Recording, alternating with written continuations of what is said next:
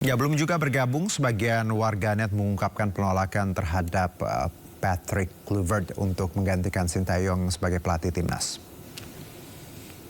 Tagar Patrick out menggema di sosial media X sebagai bentuk penolakan terhadap Kluivert. Bahkan penolakan mantan pemain timnas Belanda itu juga menyasar akun media sosial pribadinya di Instagram. Warganet ramai-ramai meninggalkan komentar berisi penolakan mereka terhadap Kluivert. Bahkan Kluivert pun terpaksa harus membatasi komentar warganet. Kluivert dijadwalkan tiba di Jakarta Sabtu ini dan diperkenalkan ke publik untuk pertama kalinya pada hari Minggu.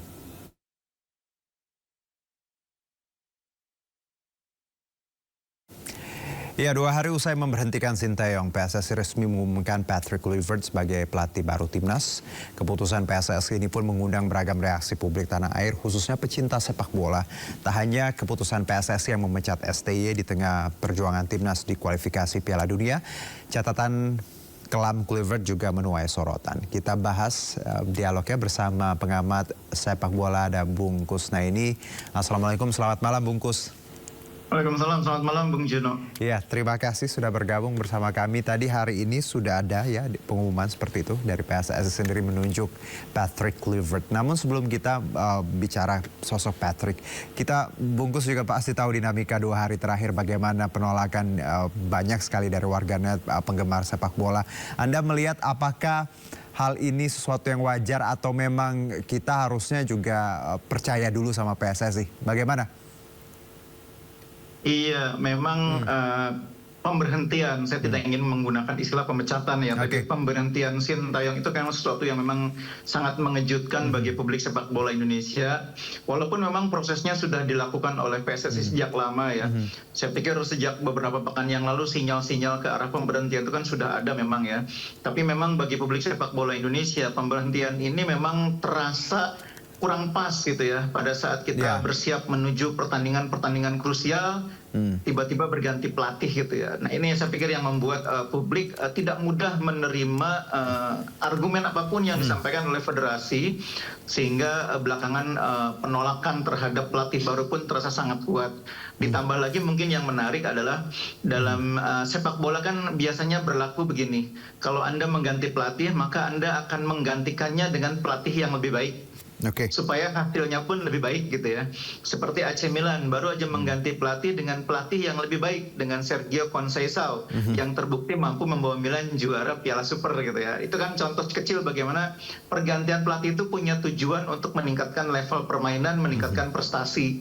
Nah yang terjadi adalah Sintayong digantikan oleh pelatih yang secara CV kepelatihannya itu kurang teruji gitu. Oke lah, sebagai pemain kita kenal betul siapa Kluivert dengan sederet prestasinya ya, termasuk membawa Ajax juara Liga Champions. Tapi kan sebagai pelatih dia belum memiliki sesuatu yang bisa dibanggakan, yang membuat dia mampu meyakinkan publik bahwa dia adalah orang yang lebih berkualitas, orang yang lebih baik dibanding yang digantikan. Itu persoalannya. Oke, baik. Nah, kalau kita lihat sekarang semua sudah terjadi, keputusan sudah diambil PSSI dan tadi Anda menyebutkan bahwa sebagai seorang pemain Kluivert bagus, tapi untuk CV-nya sebagai seorang pelatih perlu diuji karena tidak sebanding dengan Sintayong. Anda melihat bahwa ketika kita sudah punya pilihan ini, sudah punya keputusan yang tadi sudah kita saksikan bersama, Bungkus. Apa selanjutnya yang harus kita lihat? Apakah memang ya tadi tidak ada salah untuk memberikan kesempatan Kluivert, dan kita juga sebagai penggemar sepak bola juga harus tidak sedikit suuzon seperti itu, atau gimana Bungkus? Harus give it try lah untuk seseorang Kluivert mungkin.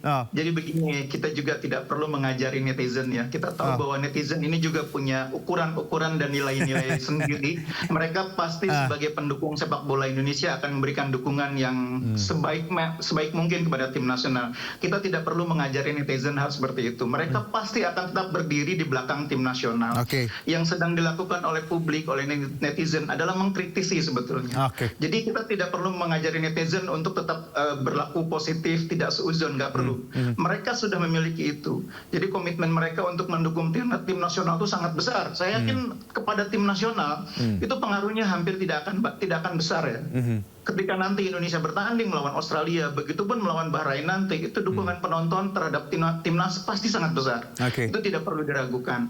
Hanya mungkin apa yang dilakukan oleh publik adalah warning bagi PSSI bahwa ketika melakukan proses itu juga tidak boleh mengabaikan hal-hal yang prinsip, hal-hal yang seharusnya dilakukan oleh sebuah federasi supaya pengelolaan federasi itu tidak sekedar menggunakan pendekatan-pendekatan yang sifatnya manajemen gitu loh, tapi juga harus menggunakan manajemen yang profesional. Ini yang saya pikir dilakukan oleh publik, mengingatkan PSSI bahwa prosesnya tuh harus melalui proses yang tepat. Oke, proses yang tepat seperti apa, Bungkus?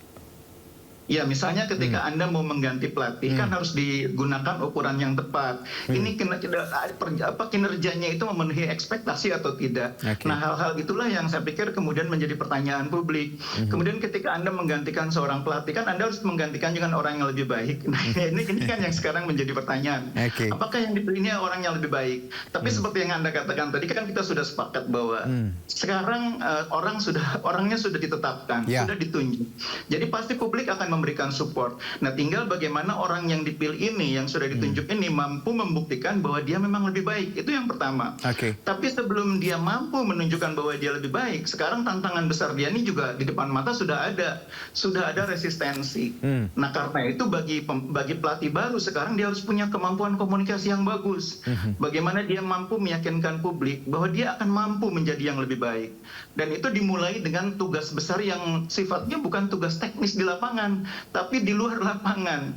Bagaimana mengkomunikasikan dirinya sebagai orang yang tepat. Nah, ini harus dibantu oleh federasi. Tidak mungkin Kluivert sendirian berhadapan dengan resistensi yang begitu besar dari publik sepak bola Indonesia. Berarti Bungkus dengan kata lain ya, kalau saya bisa melihat juga dari argumennya dari Bungkus tadi bahwa buktikan dengan prestasi nanti ya. Jadi ketika kita prestasinya lebih baik, lebih bagus, publik juga akan by the time akan melihat bahwa ada makna dari pergantian ini. Jadi tapi kalau di satu sisi kalau prestasinya besok-besok jauh lebih jelek, malah mungkin resistensi itu akan makin tinggi ya, Bungkus.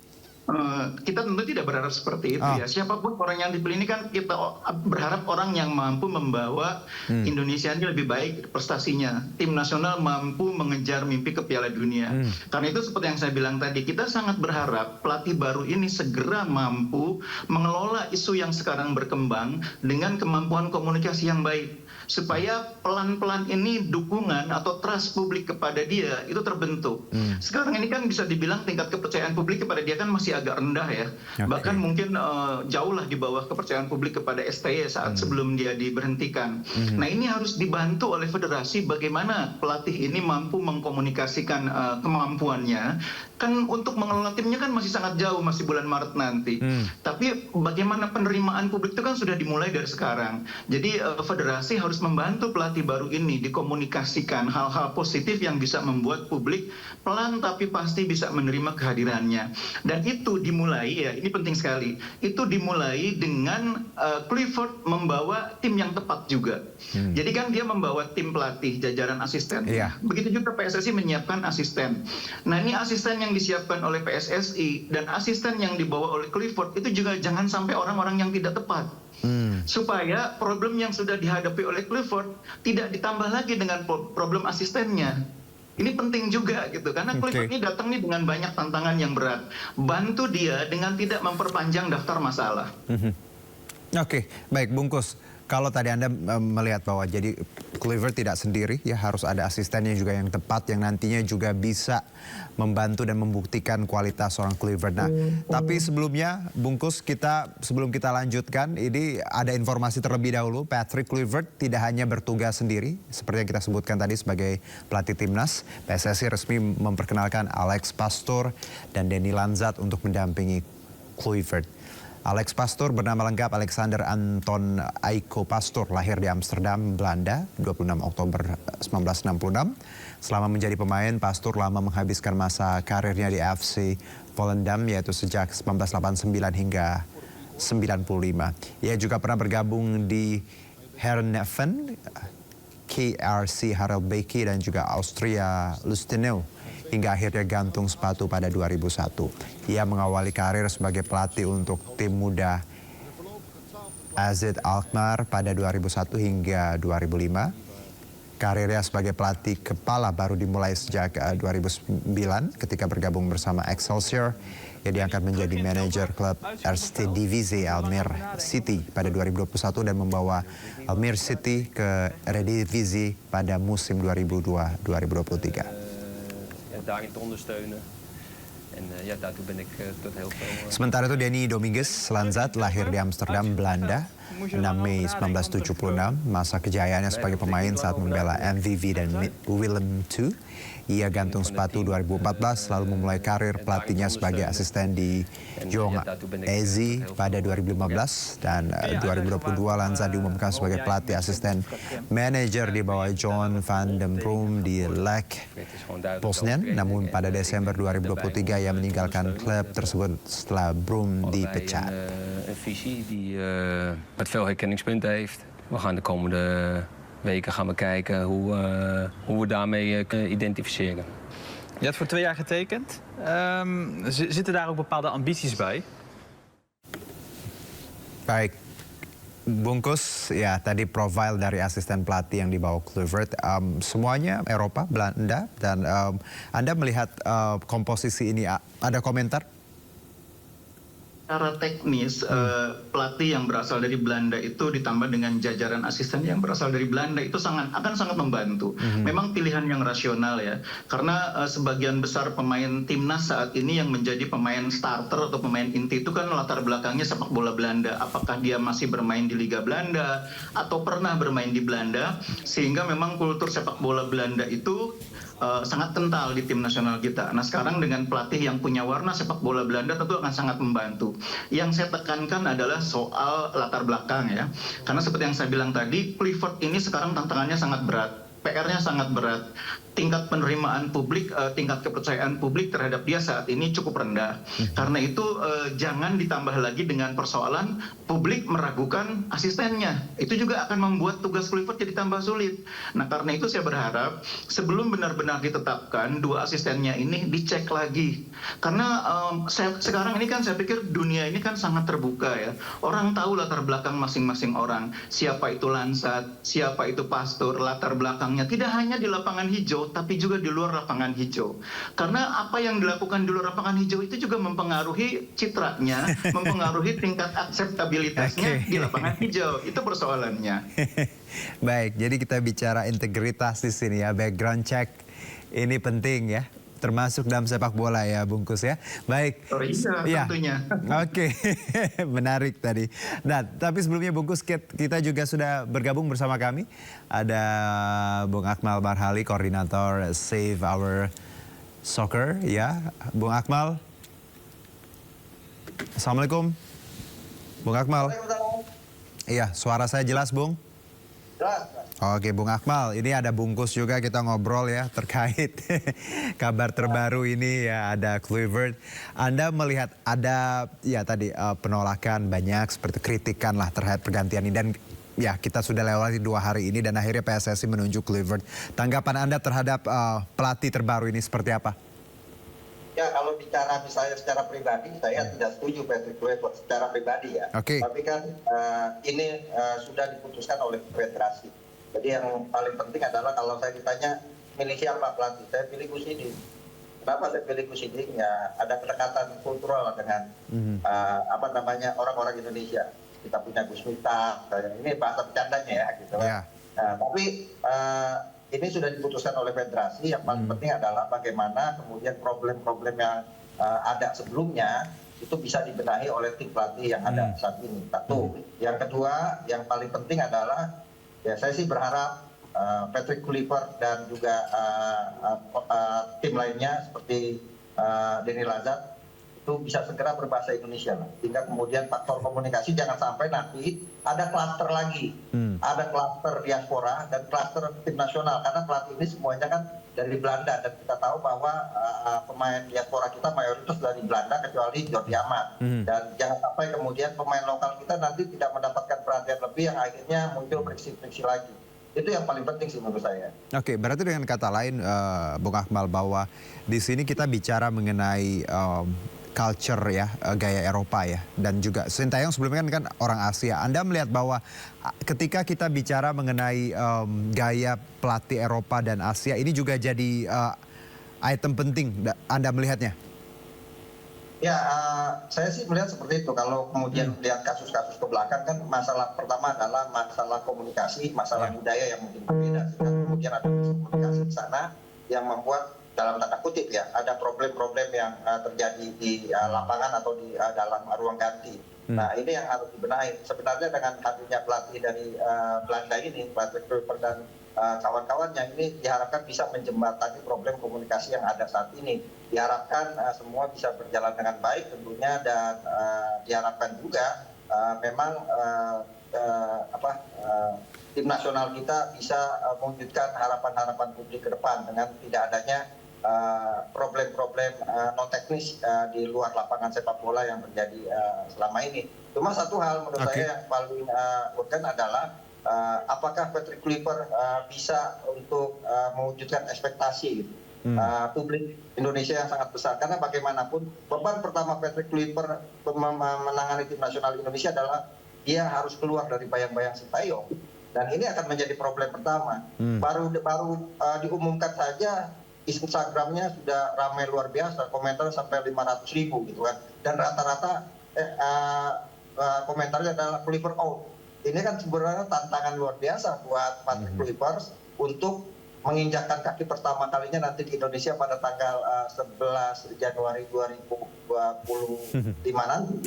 Dan yang paling penting menurut saya adalah sekarang kita harus move on dengan situasi dan kondisi yang kemarin terjadi. Kita harus bisa natap ke depan dan semua supporter juga harus move on. Memang nggak enak gitu kan. Berpisah saat sedang sayang-sayangnya. Tapi kan ini sudah keputusan dari federasi kita dan kita harus dukung, tetap kita ada ruang untuk tetap mengkritisi sepak bola kita. Oke, Bung Akmal dan juga Bungkus, sebelum kita lanjutkan ini kita ada informasi bagaimana PSSI dan STI menjadi trending di media sosial usai keputusan PSSI terhadap nasib pelatih asal Korea Selatan ini diumumkan. Publik menilai STI yang telah membawa timnas mencetak sejarah dengan tembus ke kualifikasi ketiga Piala Dunia menjalani nasib yang sama dengan beberapa pelatih asing pendahulunya.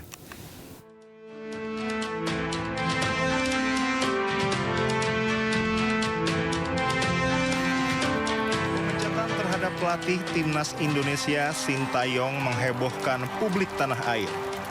PSSI dan STY bahkan menjadi trending di media sosial usai keputusan PSSI terhadap nasib pelatih asal Korea Selatan ini diumumkan.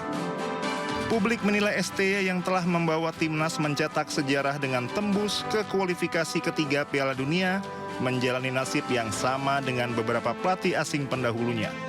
Sebut saja almarhum Alfred Riedel. Pelatih asal Austria ini 3 kali menukangi timnas Indonesia.